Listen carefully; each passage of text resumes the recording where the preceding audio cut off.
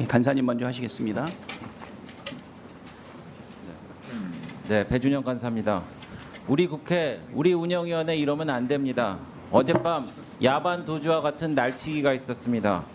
밤 11시 넘어서 예산안 처리에 발목을 잡고 상설특검 공정성 해치고 증인 참고인 인권 탄압하는 악법들이 통과됐습니다.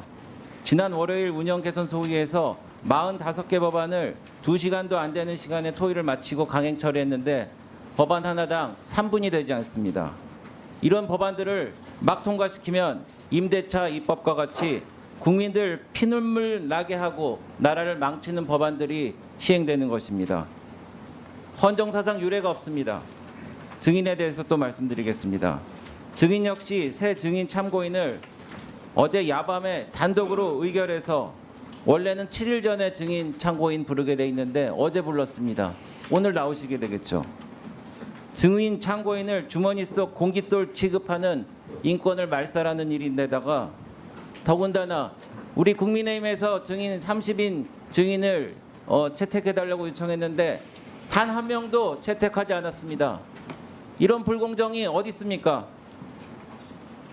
오늘도 많은 증인들이 오시는데 어제 인권위에서 야당 의원님들이 증인을 대해서 범죄자다, 고교 수준의 문해력도 없다 이렇게 비방하고 폄훼했습니다. 이렇게 하면 안 됩니다. 그래서 위원장님께서는 이런 상황에 대해서 재발 방지를 강력하게 촉구해 주시기를 요구합니다. 이상입니다. 네, 수고하셨습니다. 다음은 박성준 간사님 의사진행 발언 있겠습니다.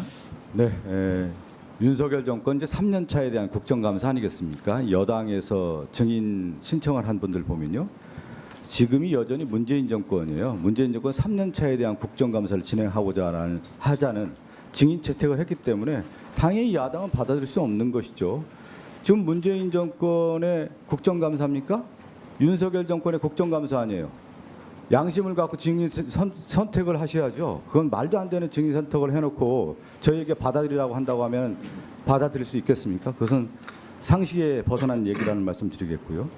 어제 28일 운영 소위를 하고 어제 운영위 전체 회의를 통해서 통과된 법 3가지를 보면은 아주 의미 있는 거죠. 이번에 국정감사를 하면서 윤석열 정권 들어서서 자료 제출이라든가 증인 출석이라든가 거짓말이라든가 이런 문제가 워낙 큰 문제이기 때문에 국회의 입법권을 바로 세운다라고 하는 부분에 있어서의 국회 증언감정법을 개정을 해서 이것을 바로 세우겠다라고 하는 법안을 저희가 통과시켰던 거고요. 또 하나는 뭐냐면 국회에 가장 중요한 예산 심의권이 있습니다.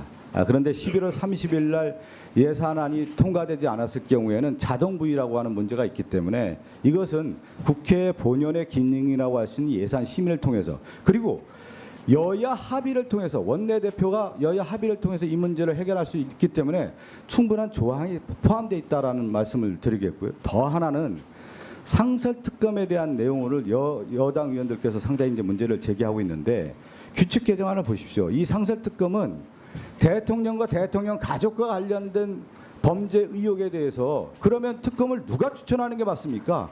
대통령 당사자가 그러면 특검을 추천하는 게 맞겠습니까?